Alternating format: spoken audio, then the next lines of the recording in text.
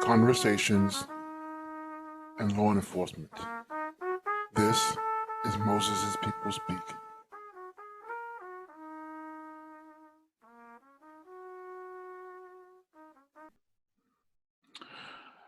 Hello, everyone. Welcome to another episode of Moses' People Speak. Moses' People Speak. I am your host, Terry Watson, and today I'm very excited to have a wonderful conversation with Tiye Sherrod. Did I get that correct? Yes. Awesome. Well, thank you for joining me. Yeah. So I connected with you online because I saw that you had a very interesting presentation, and it really gets into what we do a lot here as well with trying to have intercultural dialogue. So Mhm. first, tell us a little bit about yourself. Yeah. So again, my name is Tiye. I was originally born and raised in the Chicagoland area. Nice. And I did my undergraduate studies at the University of Michigan. And while I was there, I was fortunate enough to partake in their intergroup relations program. It's a program for undergraduate students. You take a semester studying social justice theory and pedagogy, and then you actually get to apply it in the classroom. So I was instructing my first gender dialogue in my early 20s. Nice. And so since then, I've taken those skills that I built there and have, built my own trainings and workshops and lectures around diversity, equity, and inclusion, and thinking through how we build that in the spaces that we're in. I've been to several different conferences around the country. Some of the most notable places I've been to, I've actually made it to Harvard and spoke at their Alumni of Color conference a couple years ago, which was a great experience, and I really loved the opportunity to be there. I've done keynotes at Carthage College in Wisconsin, and have also done, different conferences and presentations at different places around the country. So I am, as you can probably tell, very passionate about this work, Exactly. as many of us are passionate about this work, because it's not just theory for me. Like, these are people's lives, right? Like, these are the lives that we lead and the things that we go through every day, and the microaggressions that we experience and the implicit bias that keeps us stuck. Mm-hmm. So Oh, it, yeah. for me, is trying to help people with tangible tools that they can rely on and use to work through some of those difficult interpersonal situations they run into, as well as the facilitation and the training I do around group facilitation and how to successfully structure that. So for people who want to do like trainings of their own, but want a framework to use, or if they want something like a book club and they want to know how to frame a book club to have good conversation, that's the work that I do.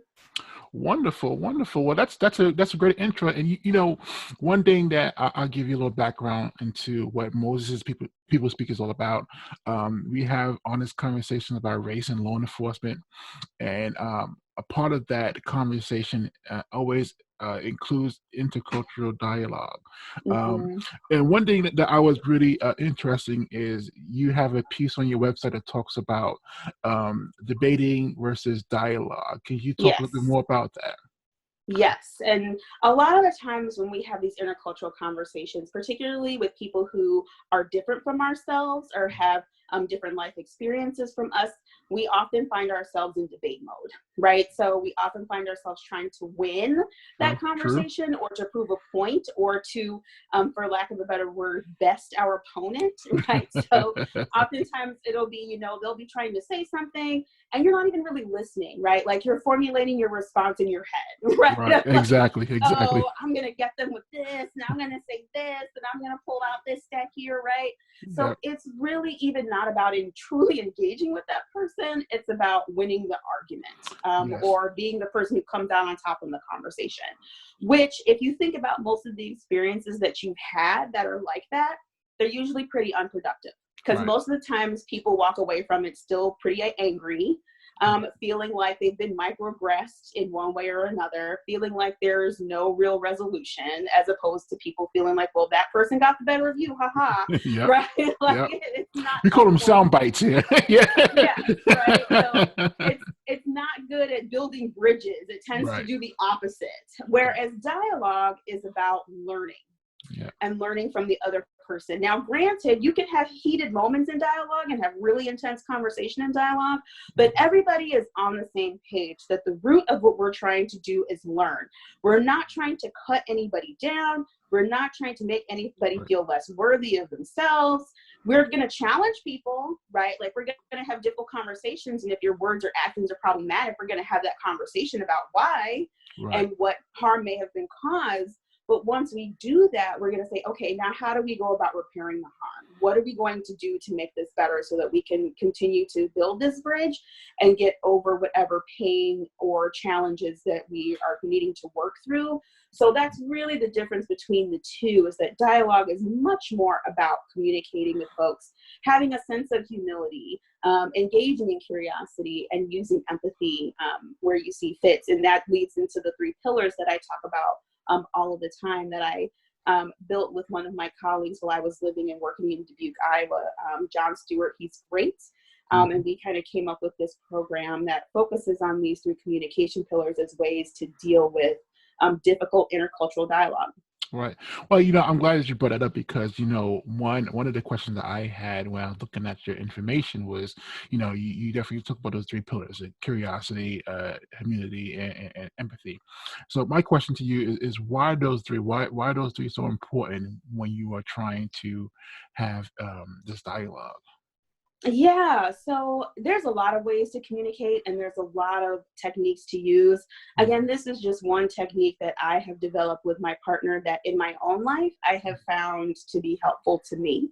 And so the reason why these can work really well and why it's so important to keep them in mind, it partly because it keeps you grounded to what's happening in the space at that time. So for example, with humility, for example, one of the pieces of humility that I talk about is active listening, right? Right. And so many people have heard that term before, active listening. And I say, if you're really engaging in dialogue with a person and you're really trying to hear what they're saying, you're not creating a rebuttal response in your head. That's not what you're doing. Right. You're actually engaged in truly listening to what the person has to say. Mm-hmm. And then a good litmus test for how you know you've stayed in that moment, in that conversation with that person, is can you paraphrase back to them what they just explained to you or the feelings that they just shared with you? And if you can successfully do that and the person feels like, yes, that's an accurate representation of what I was trying to say, then you've done a really good job of really engaging in that active listening and staying grounded and staying in the moment and staying in that conversation as opposed to being in a place of combativeness. Right. And so that's part of the reason why it's really important, is because, again, we want to build those bridges. We want to try to minimize the things we do and say that break them down to where we can't move to a more productive place. And that's ultimately what we're trying to do, is be more productive.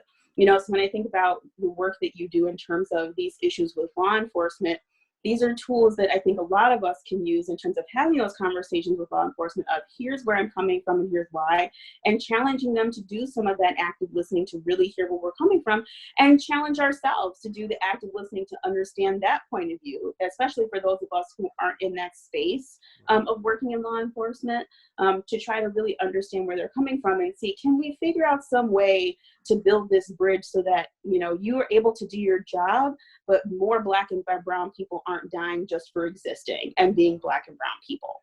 Gotcha. And what's interesting is when I do my trainings and presentations, I actually ask the same exact question. The question I asked the participants or audience, however you want to call it, is when you hear the phrase Black Lives Matter, what's the first thing that comes to mind? And I asked the same exact question with Blue Lives Matter. And then we take all that information and then we have an open discussion on it. And usually that leads to some sometimes heated discussions Mm-hmm. because on the surface it seems like a polarized issue. And so I think the piece that you're mentioning here, which I really like, is the idea of stoking curiosity, because with curiosity you have to have some type of not just buy-in, but you have to have some type of how do you put it?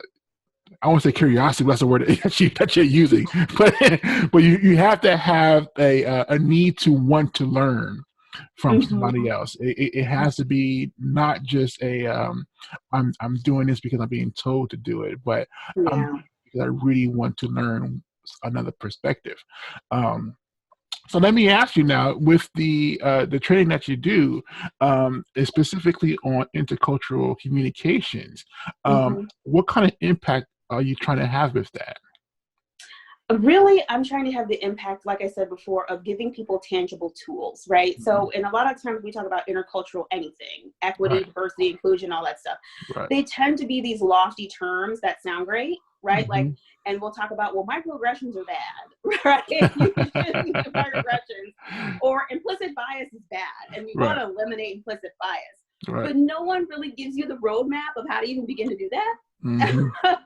So, Yes, what do you yes. actually do? Right. And so I try to focus on process, right? What is Okay. the process of intercultural communication? And Mhm. that's partly what curiosity, humility, and empathy together are, is a process Gotcha. for how you can have these conversations when they come up in the different spaces they come up in. So for example, when someone says something that's microaggressive, right? Mhm. How do you tell that person that you're hurting, right? Right, How do you do it in a way that is truthful and authentic to yourself? right. How do you do it in a way that seeks accountability, Yeah. and asks for what you need, while also lending the room for you, the person who's been in that situation, of assuming some positive intent where you can, and saying, okay, I can give this person the benefit of the doubt and try to work with them through it, right? So Right. that for me is really what I try to focus on in the work that I do, Mm. is what is our process? Not just what are we going to talk about, but how are we going to talk about it? And Right. if we can agree to using these pillars in tandem together, then hopefully we can get to an end result of where we've repaired the harm, that restorative justice mindset of people taking responsibility for their actions and repairing the harm that's been done. Wow. Okay. Wow. Now let me ask you the other question. Is there any unique story that you have when you've been doing these trainings that sort of Oh my stands goodness. out? I have a couple of them. The one story that I just recently started sharing, and I just started, the first time I shared it was at my TED Talk that I did in Hmm. January, around this issue, was when I was in high school. Hmm. And, I was still quite young. I hadn't gone through my own Black identity development progression cycle yet, Gotcha. and was still in a space of color blindness. Hmm. Because I went to Lane Tech, which is one of the largest high schools in the state. It's the largest high school in the city of Chicago. There's, Okay. over 4,000 students walking around. It's like it could be a Wow. small college campus. So it's huge.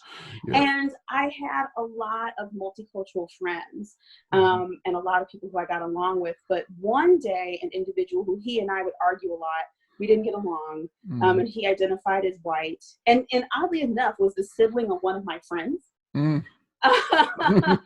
Wow. One day, we were in some argument, and he looked at me and said, well, why don't you go back to Africa? Wow. Yeah. And so at that age, I was angry and hurt and upset, but I wasn't in a place where I really knew what to do with it, Right. in terms of processing it for myself, let alone seeking accountability Hmm. for Right. what Right. he had said. Right. And so I share that story with people, and I tell people, if I could go back in time with the tools that I have now, what would I have done? Mm. And I tell the first step for me would have truly been humility, because I was angry and I had a right to be angry. And one of the pillars of humility is taking a deep breath, right? And Hmm. being able to hold your beliefs lightly. And when I say that, I mean, we all have deeply held beliefs of how things should be and what they should look like. Right. And sometimes we have to hold those lightly in our mind to give ourselves the space to be open enough Hmm. to really hear what somebody else is saying. And so I needed to leave that space. I would have needed to leave that space open, in the sense that he was also very young, right? Right. Like Right. as teenagers. And that even though he knew what he was saying would be hurtful, he may not have truly understood to the extent Hmm. to which something like that was really problematic, because we learn the same history, and oftentimes we don't really learn Black history enough to really learn what's really problematic and what's not. So Correct. how could I have expected him to really know that right at that age? So Right. there's that. but also the piece of I need to take a deep breath and not go off on this guy. I Right, need right, to not right. curse this guy out. This is me being me now. Had he Yes. said that to me, I, would have gone completely to the left. And so I would have had to take that deep breath that sometimes you have to do with humility. And then I would have, engaged in some curiosity, and I would have said, what on earth would make you say something like that? Right? Like, yes, we argue all the time, but that's the next level. And asking him, are you aware that that's the next level? Like, are you aware of that what you're saying for many Black people is like a step below the N-word? Right. Right. Like, are you aware that it's really that offensive? The Because he reality may check. not have been. Yeah, the reality check. Yeah. But reality check, right? Yep. Like helping him understand some of that. Right. And then third, because in my position, because I was friends with his sister all throughout grade school, I kind of know some of their family history. So I know he's an immigrant himself. He comes from an immigrant family himself. Wow. And so my third question would have been, you have an immigrant family history. Why would you say something like that to me? Would you want someone to say something like that to you? Mm-hmm. Or your family or your parents? Like, right. So, just really engaging and asking those kinds of questions, and then following up that with empathy. And one of the pillars of empathy is really asking for what you need. So having empathy for yourself and not being afraid to ask for, this is what I need to repair this harm in this moment. Right? Oftentimes we think of extending empathy to others, which is also a part of the pillars as well. But we don't really think about empathy for self and saying, no, this is what I need at this moment, and really not being afraid to ask for it. So in that situation, I would have gone straight to administration and said, he needs to be held accountable. Right. Like, this is something, like, I'm the person who's been hurt here that has had this harm, right? And as administrators, I'm asking you to hold him accountable to his actions, right? Now, of course, that has to be done in a fair and equitable way, but he still needs to be held accountable for his actions. One, because it repairs the harm that's done to me. And two, again, going back to that humility of understanding he was also very young, it's a lesson that he really needed to learn. Right? Like, that wasn't okay to say something like that, particularly to someone who identifies as African American, because God forbid, he is an adult now and says something stupid like that now. That could cost him quite a bit. Oh yeah. Oh yeah.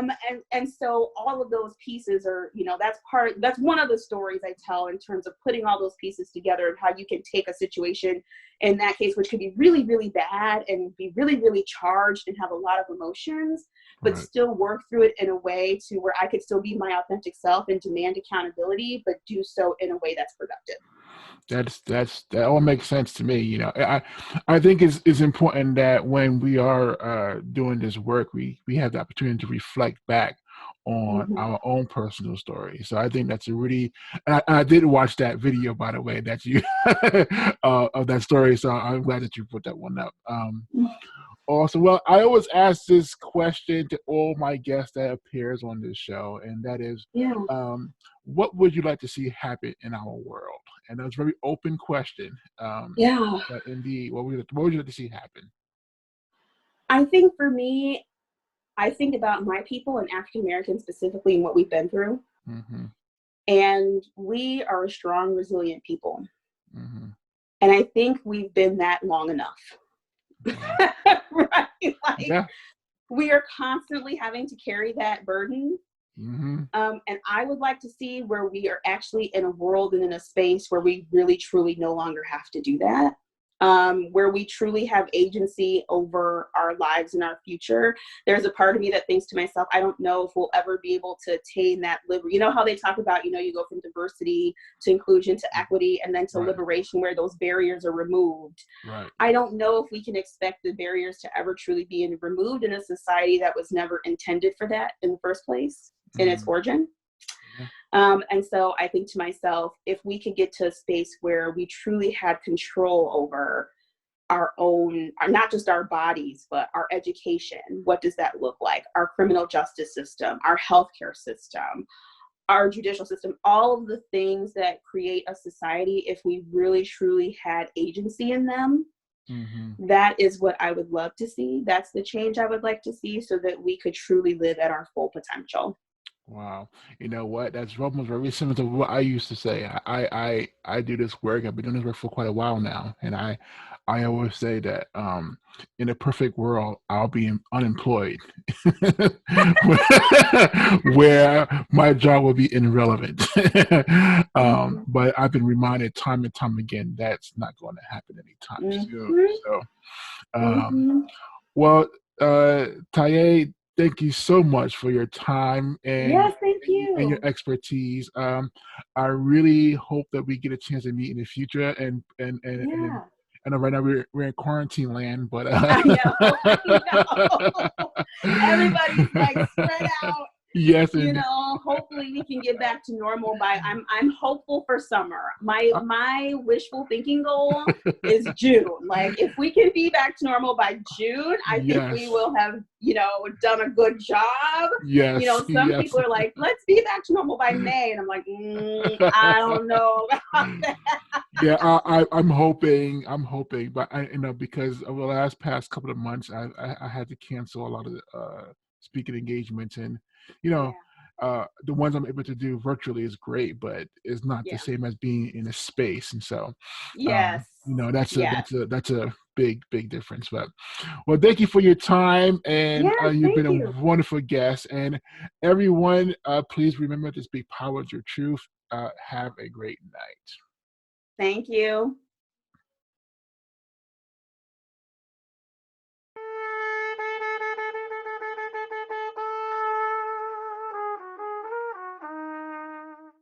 If you watch a movie like ours and you understand and feel that intense emotion that you're feeling, feel the energy, feel what happened to this man, and understand something needs to happen. If a collective group of people decide that something is wrong with this issue, they will be forced to discuss it. I would like to see police officers exercising more basic compassion and empathy, because those are really hand in hand. If you exercise the most basic human compassion and empathy, you're not going to scream at them, you're not going to call them the N-word. We are so busy sometimes looking at what separates us as opposed to what brings us together. So the name of the game is equality, being equal in all aspects of life.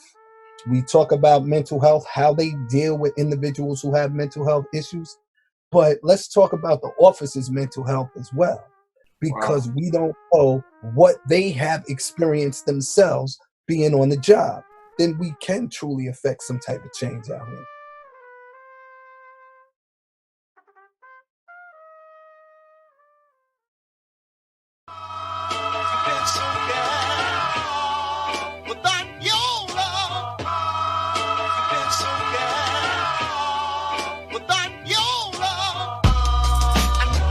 It's about the love change. Do it with some soul and a little love change. Yeah, it's about the love.